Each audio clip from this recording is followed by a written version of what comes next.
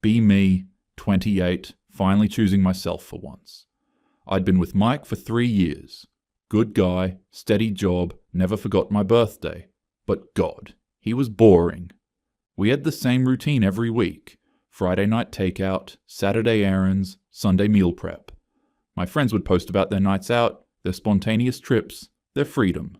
Meanwhile, I was meal prepping chicken and rice, like a married woman in her 40s. The breaking point came after a girls' trip to Miami. Jessica, Becca, and 2 other college friends rented this sick Airbnb right near South Beach. We day drank, hit the clubs, slept till noon. Jessica was seeing 3 different guys casually.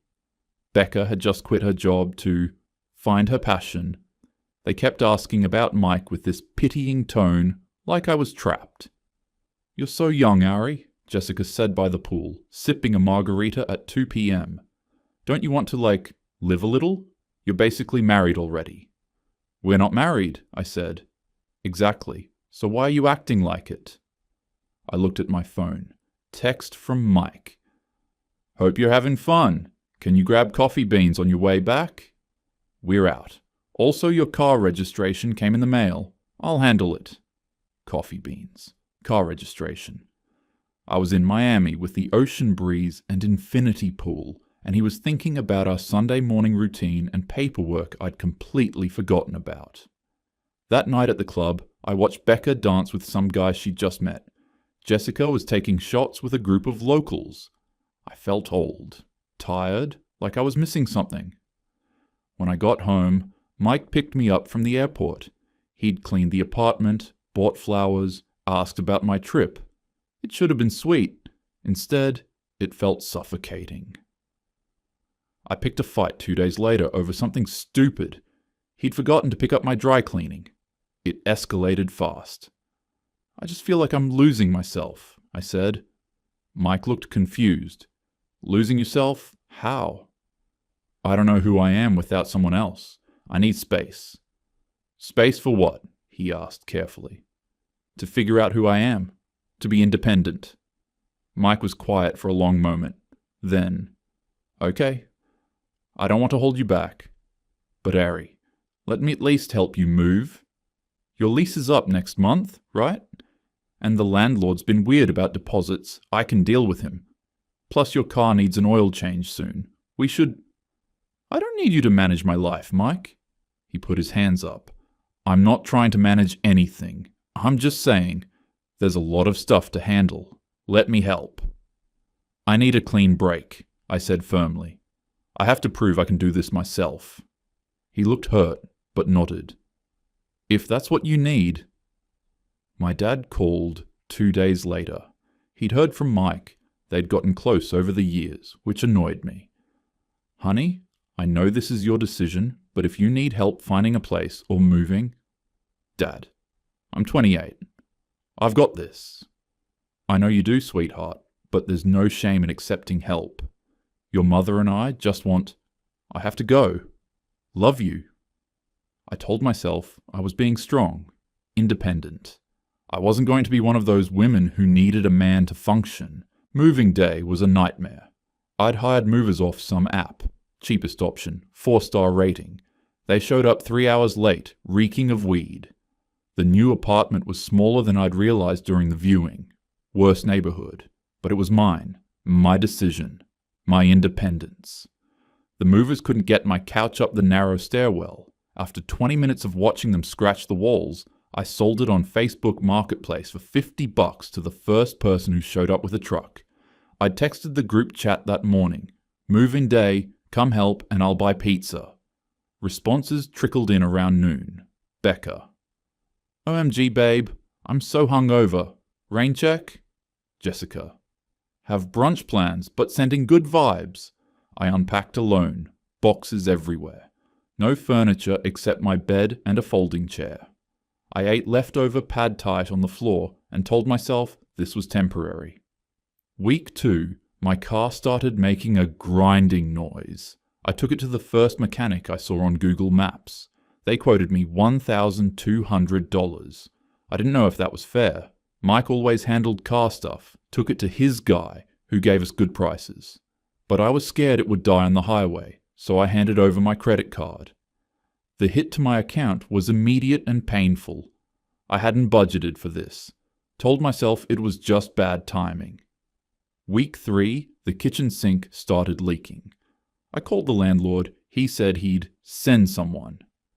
3 days later, I was still putting towels down.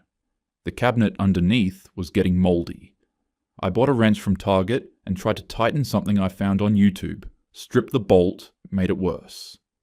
At work, James from IT noticed me looking stressed. "Everything okay?" he asked by the coffee machine. "Just apartment stuff," I muttered. "What kind of stuff? I'm pretty handy. I could take a look if—" "I'm fine, James." My voice came out sharper than I meant. "I don't need rescuing." He blinked. "Okay, just offering." He walked away. I felt bad, but also annoyed. Why did guys always assume women needed help? Later, I overheard him in the break room. "I was just trying to be nice, man. I don't get it." That night, the sink leak got worse. Water pooled on the floor at 11 p.m. I watched 3 YouTube videos, tried to replicate what they showed. Water everywhere. I finally just put a bucket under the pipe and went to bed. Becca texted, "How's the new place?" "Sink is leaking and landlord won't fix it," I replied.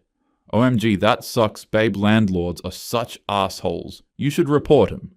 I stared at the message. Cool. Very helpful. The next weekend, I tried to assemble a bookshelf I'd bought. The instructions made no sense. I got 3 pieces attached before realizing I'd done it backwards. My hands hurt from the cheap Allen wrench. I texted the group chat with a photo of the disaster. "Anyone good at furniture assembly?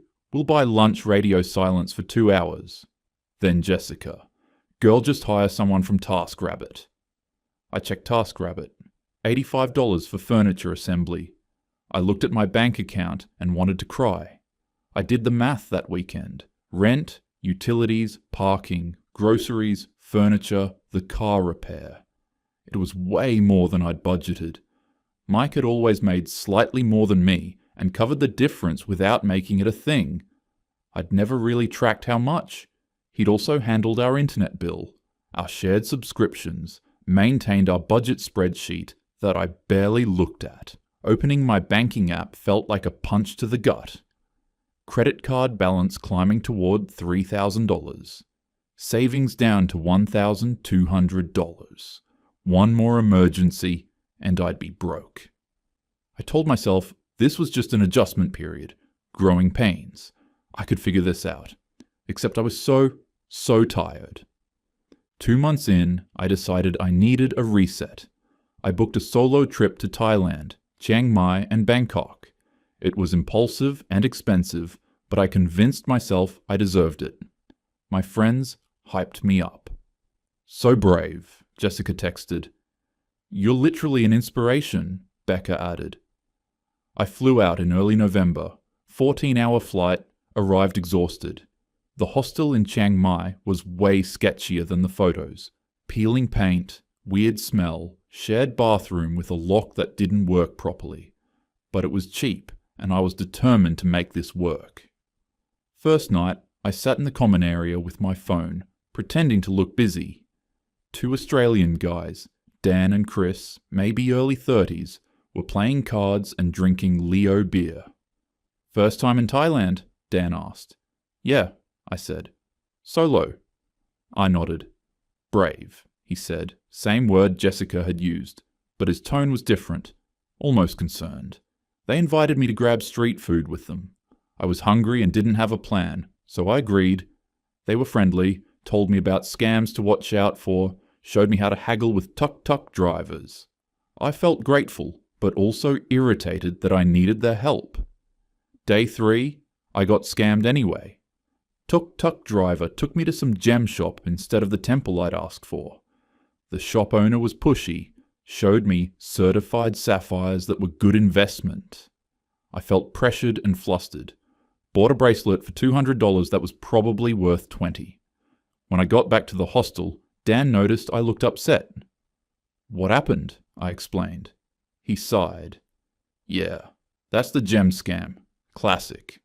You want me to go back with you? Sometimes they'll refund if you push. I can handle it, I said. I know you can, he said carefully, but they're less likely to mess with a guy. Just being real. I let him come. He argued with the shop owner in broken tie and aggressive hand gestures. Got me $120 back. I felt embarrassed the whole time. Bangkok was worse. Second day there, I lost my wallet. Either pickpocketed on the BTS or left at a cafe. I genuinely didn't know. Panic hit like ice water. Credit cards, cash, ID, everything. I went back to the hostel, nearly crying. The guy at the front desk, Crit, maybe mid-20s, Thai, saw my face. What's wrong? I explained. He immediately helped me call the bank, file a police report, gave me the embassy number, let me use the hostel computer to cancel my cards, made me tea while I waited on hold with my bank. This happens a lot, he said gently. You'll be okay. I had one credit card back in my luggage, thank God, but the rest of the trip felt tainted. I was jumpy, constantly checking my bag, didn't trust anyone. Every interaction with a stranger felt like a potential scam. I tried to enjoy it, the temples, the food, the markets, but I felt so alone. I watched couples and groups laughing together, taking photos. I took selfies with a forced smile and didn't even post them. Day 6, I was done. Cut the trip short, paid a $300 change fee for an earlier flight home. On the shuttle to the airport, an older American guy, maybe 50s, kind face, made small talk. Solo trip? He asked. Yeah. Brave, he said. Third time I'd heard that word. I travel alone all the time, but I worry about my daughter doing it. It's just different for women, you know? Different risks. I wanted to argue, tell him that was sexist, that women could do anything, men could. But I thought about the gem scam, the lost wallet, Crit helping me with the police report, Dan getting my money back, all the times I'd needed help from men while trying to prove I didn't need men. Yeah, I said quietly. I guess it is. I landed back in the US exhausted, turned my phone off airplane mode, texts and missed calls loaded. My downstairs neighbor, your bathroom is leaking into my ceiling? Called you 3 times. That was from 4 days ago. My landlord, emergency repair needed. Pipe burst in your bathroom. Call me ASAP. I called him from baggage claim. He was pissed. There's significant water damage, he said. Floors warped, leaked into the unit below. You're responsible for repairs. How much? At least $800, maybe more. I had to hire an emergency plumber. I sat on the airport floor next to the carousel, watching other people's luggage go round and wanted to disappear. The Uber home cost $60. I walked into my apartment and almost cried.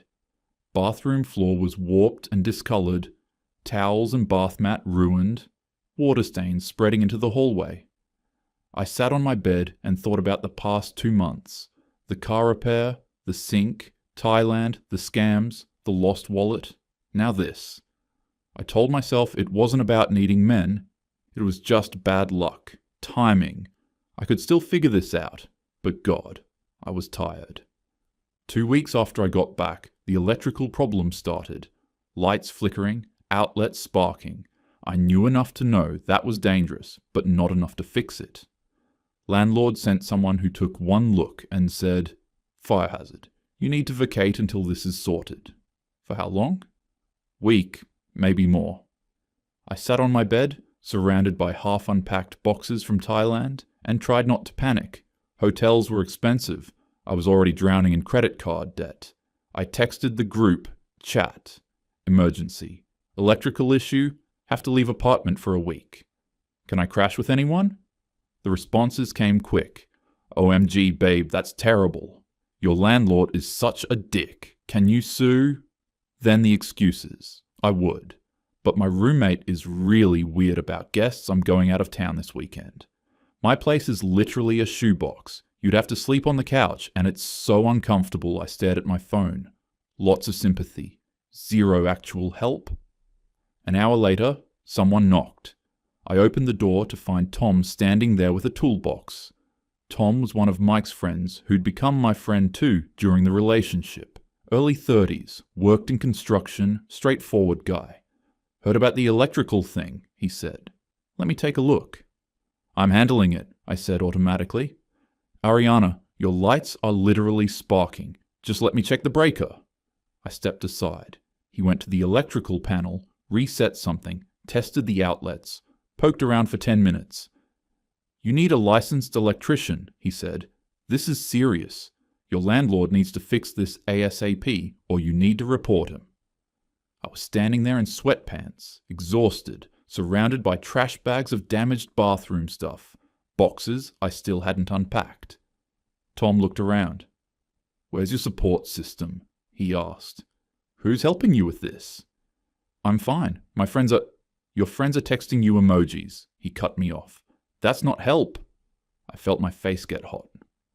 What do you want me to say, Tom? That I can't do this alone? Yeah, actually. He set down his toolbox. Because you can't. Nobody can. You pushed away everyone who actually gave a shit. Mike, your dad, me, when I offered to help you move. And for what? To prove some point? You don't understand. I understand you're standing in a fucked apartment with no plan because you were too proud to accept help. He ran a hand through his hair. Mike asked me to check on you, you know that? Even after how you ended things. And I see him now with Sarah. She actually appreciates what he does. She doesn't treat him like an inconvenience. The words landed like a slap. I couldn't speak. Tom's voice softened. Look, you can crash at my place for a few days if you need. Guest room. But you gotta stop this I don't need anyone thing. It's killing you. I'll figure something out, I said quietly. Jesus, Ariana? He grabbed his toolbox. Call me if the building catches fire. He left. I sat on the floor and finally let myself cry. Looked at my phone. The group chat was still going, supportive messages, fire emojis, you got this, babe, but none of them had offered me a place to stay. None of them had shown up. I scrolled to my dad's number, stared at it for 5 minutes, finally pressed call. He answered on the second ring. Honey. Dad, My voice cracked. I need help. No lecture, no, I told you so. Just, I'm coming. Pack a bag. He drove 40 minutes at 10 o'clock at night, helped me grab clothes and toiletries, took me back to my parents' house. My mum had already made up my old room. I slept in my childhood bed and felt like a complete failure. 3 weeks later, I was driving my mum's borrowed car to work when it made a horrible grinding sound and died on the highway. Cold rain, rush hour traffic. I pulled onto the shoulder and tried not to panic. Called AAA. Wait time, over 2 hours. I scrolled through my contacts. Friends were at work.